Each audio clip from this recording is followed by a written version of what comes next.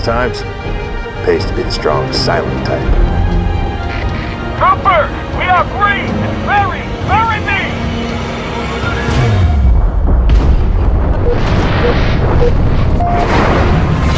We're way off course! We're heading exactly where I need to go. EMP, losing power! Radiation, stabilize! They pop your chutes! We're going in hard!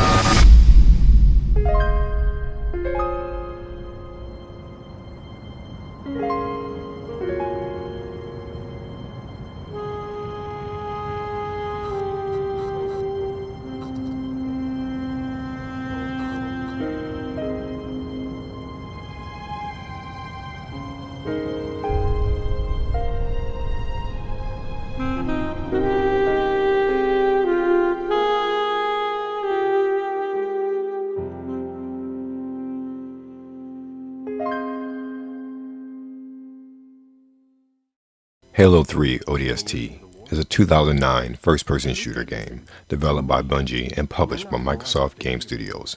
The fourth installment in the Halo franchise served as a side game. It was released on the Xbox 360 in September of 2009.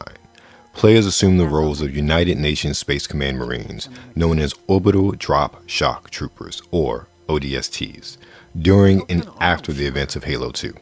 In the game's campaign mode, players explore the ruined city of New Mombasa to discover what happened to their missing teammates in the midst of a Covenant invasion. And here we jump into the beginning of Halo 3 ODST with Buck arguing with the female commander, who you can clearly tell there is some underlying past romantic tension with. And Buck is played by our own geek to the, I guess, heavens, or own geeky nerd in Hollywood, Nathan Fillion, more famously known for his role on Firefly. Now, Halo ODST, or Halo 3 ODST, keep wanting to call it Halo 2 ODST because it takes place during that time frame of Halo 2. I was very excited for this game when it dropped in 2009. I wasn't a fan of the series with Halo 1. I wasn't a fan of first-person shooters to begin with when it comes to that time period with Halo 1. The only first-person shooter I really enjoyed was GoldenEye, and that was because of the co-op play. And I will say as well, I did enjoy, I guess at the time, was the Unreal Championship series that was on the original Xbox. I liked the arcadey arena shooters. And there was another one that was on Dreamcast, which I forget the name of it as well. So it was very much like that Quake style Unreal Championship, Unreal Tournament, I think it was. What was it, Unreal Championship on Xbox? I forget. Anyway, none of that has to do with Halo. I just say that I wasn't a big fan of the Halo series until the hype for Halo 2. And Halo 2 just, there was something about the game that got me. So it got me so much where I pre-ordered it, and I pre-ordered the steel case.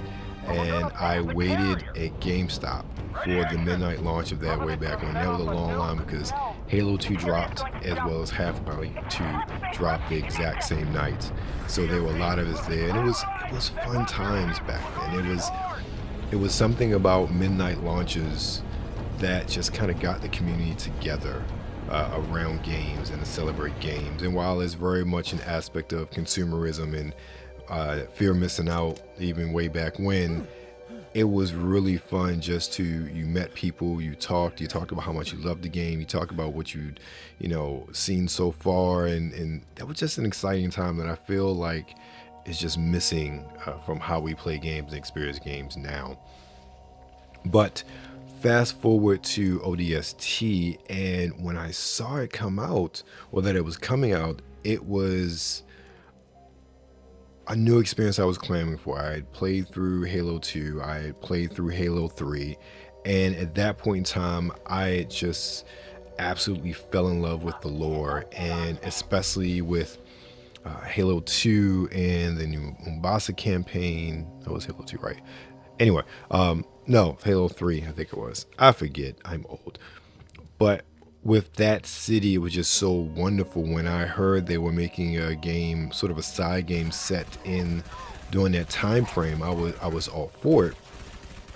And when this dropped, I was completely surprised. And mind you, I didn't buy this game. I actually rented this from GameFly because partially it was just at a point in time where I wasn't standing in line for a lot of games anymore. And also I was using GameFly, and I ended up renting a lot of games at the time to play. And I was very excited when this came out, when it came to my door. And I was just blown away, not so much because of like the visuals. The visuals were cool for its day, and especially looking back at it now, you know, it's definitely their dated graphics, those 360 graphics, but they still hold up pretty well in my opinion, and very fun. But this is the first time in the Halo universe, and correct me if I'm wrong because I don't remember when Halo Wars dropped, but this is the first time in the Halo universe where you're not playing as Master Chief.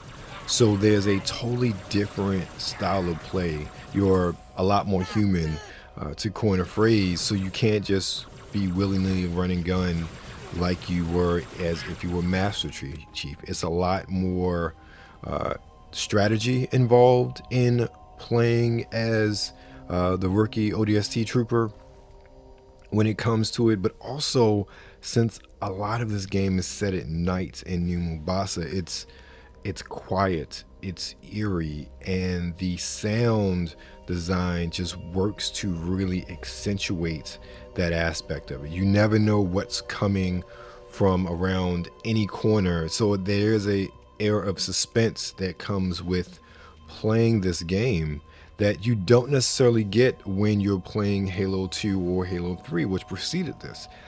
And one of the things I really love is just the emptiness of the city. You literally, like, the city is your sidekick, the administrator, or I forget what the city's central computer is, becomes like your eyes and ears toward everything as you are searching for the rest of your teammates who have their own stories within the city. And that whole suspense aspect just really changes the dynamic and gameplay of what we thought a Halo game could be back then. And that's one of the reasons why I really enjoyed this game. I remember when it came out, I played this game every day until I beat it. It was so captivating. It was so immersive because of the sound, and not just the sound as far as the music, but the sound design. There was so much effort put into ambient energy in this game that you hear the papers rustling and blowing in the wind from the city alarm, and that echoing out throughout the city, and how that really kind of plays off the deafening silence of the city itself, how there's no one around.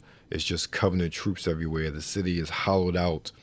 You hear the thunder and then see the lightning in the background from the storm, and having that echo across the empty city buildings. It is a masterclass in video game sound design, in my opinion.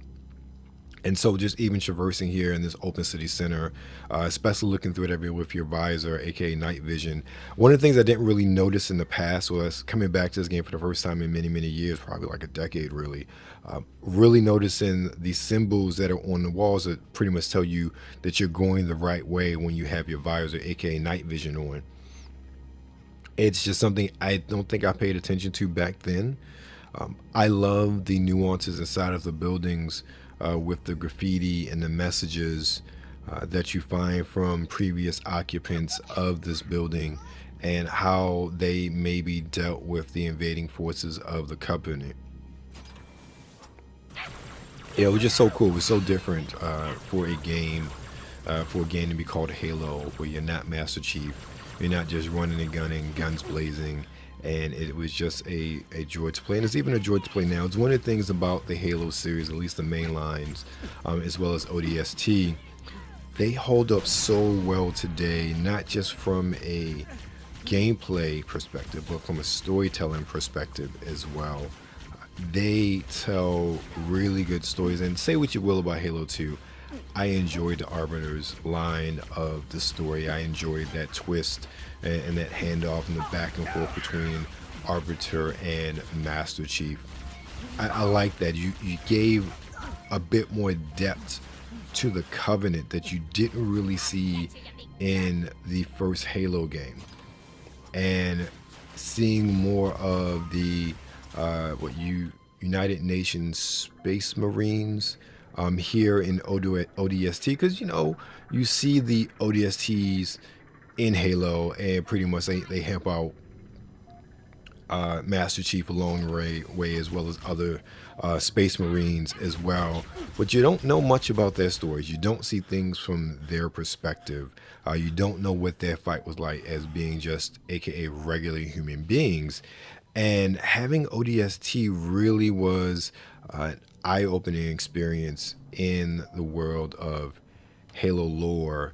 In my opinion, it gave me a better understanding of what it's like I was quote-unquote afraid of dying and playing this game. I don't think that most people playing the Halo series, even on normal difficulty, really have a fear of dying, because you are Master Chief. You're damn near invincible as far as the gameplay is concerned, especially if you play it in a certain way. But coming into ODST, like that human, the way that the health system and stamina system were implemented, I thought did a very good job of making you as a player feel like you were not Superman, especially coming from playing as Master Chief in many of the other Halo games. So I liked that change, and I felt like they could have been very lazy with this, because this originally started off as more of DLC and kind of morphed its way into its own game. Now we're back inside, and we're following, you see there's a lot of glowing path that really shows you your way, so it's not hard to get lost, or it's very hard to get lost in these buildings, in my opinion. And it does a very good job, because even with the visor, it's still very dark. So having a lot of those visual cues littered across the world in the landscape in these buildings is really good, because let's be frank, a lot of these buildings look alike. But let me tell you, having just doors open and there are Covenant soldiers there, it's a bit of a jump scare. Like, you're like, what the? And you just turn around and start blasting with the shotgun, and you just kind of keep going and figure out what's going on and where you're going as you traverse through all of these to find your missing mates. Now here we found Buck's helmet, and now we fast forward to seeing the start of Buck's story and what happened to him, and you see this all across the rest of the game. And I like this. I think this really sowed the seeds for a lot of storytelling they did in Halo Reach, which is a masterpiece as far as I'm concerned, as far as a Halo game. Again, voiced by Nathan Fillion. It's just, storytelling has always been key to the Bungie Halo games. I think that the newer ones have not been as good as far as the storytelling aspect is concerned. So, first, you're the best soldier I know, and second, I don't remember that night. What you asked me in the morning? And Buck's getting out, and he's trying to figure out what's going on. He's a bit disoriented, but he realizes that his former love is in need of assistance, and he's going to go to try to rescue her. I appreciate the concern. Won't be much of a rescue if you're dead.